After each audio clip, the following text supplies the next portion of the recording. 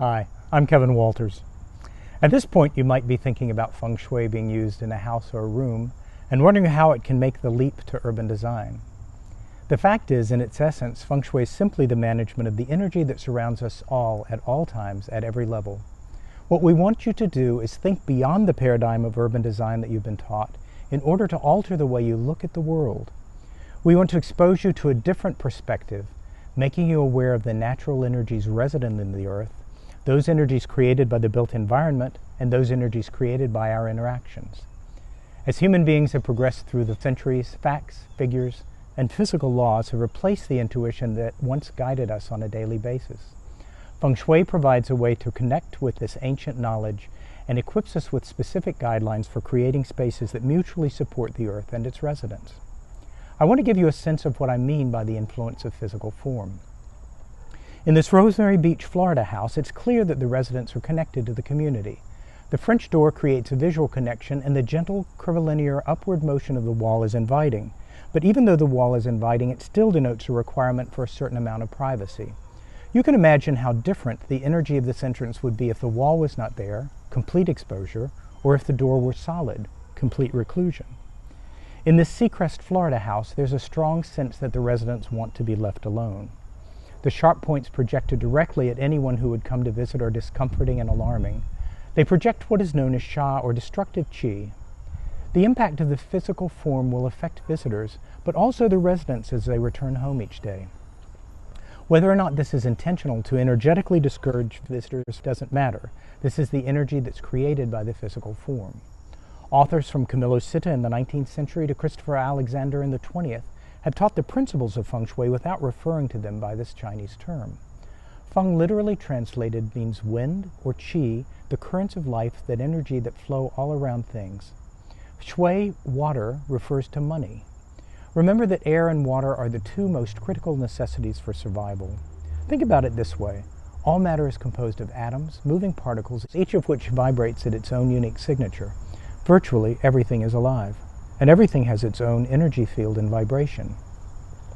Einstein's theory of relativity states that energy equals mass times the speed of light, defining mass as essentially another form of energy. Thousands of years ago in China, people recognized qi as the invisible vapor that emanated and surrounded all things. The movement of qi can be benevolent or destructive depending on the speed, and once understood, this flow can be modified to achieve specific results. When qi moves too quickly, it can be difficult to hold on to values such as money and resources, as opportunities move past too quickly. When qi moves too slowly, the energy degrades, so that the events we attract are of a lesser quality, making it harder to advance. Qi is affected by the area through which it flows. It can be slowed when encountering obstacles or simply the curves in a road. It can be activated by moving objects such as vehicular traffic or people walking. It can be increased by the inclination of a slope or by lack of obstacles, as in the case of a wide, straight road. Now I'll show you some examples of the energy created by the physical form of the environment and activity to help you begin to read the energy and enhance the way you perceive the world around you. The rule of thumb is, wherever the eye goes is where the qi goes.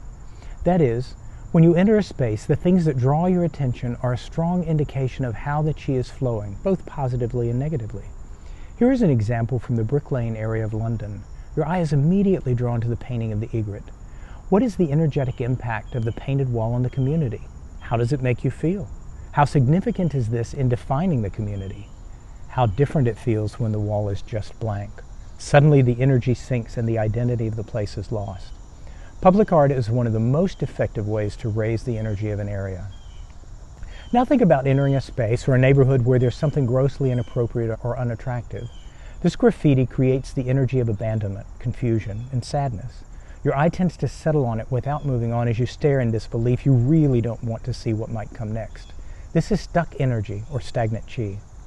But what about this? What is the energy created by this graffiti? This is active and invigorating. This area is frequented by skateboarders and bicyclists whose activity helps to raise the energy. So we've seen two examples of graffiti, each with very different energy. Every situation is different. The context can change everything because it's never simply one energy. It's the impact of the multiple energies from a myriad of sources interacting. This is an elementary school in the United Kingdom.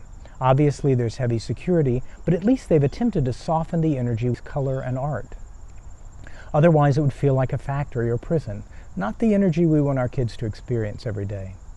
What does this do to you? When something catches your attention, you're responding to its energy positively or negatively, and that gives you a sense for how the energy of the physical form can make you feel. So what is the message here? Is it whimsy, or is it creepy? The energy interacts with your own. What may be very disturbing for some may carry no charge at all for others. The goal is to use this knowledge to intentionally raise the energetic vibration of the spaces we design by managing the chi energy through manipulation of the form. In Roanoke, Virginia, there was a part of a neighborhood park that had become known for illicit activities. The neighborhood had the opportunity to accept the installation of a dog park. Already knowing the answer, I asked if the illicit activities had dissipated gradually or disappeared instantly. Of course, it was immediate. Unsavory activities vibrate energetically at a very low frequency. Energy always attracts a vibrational match. This is the law behind the broken windows theory. The low-level activities could no longer exist in a space because there was no longer a compatible energy to support them.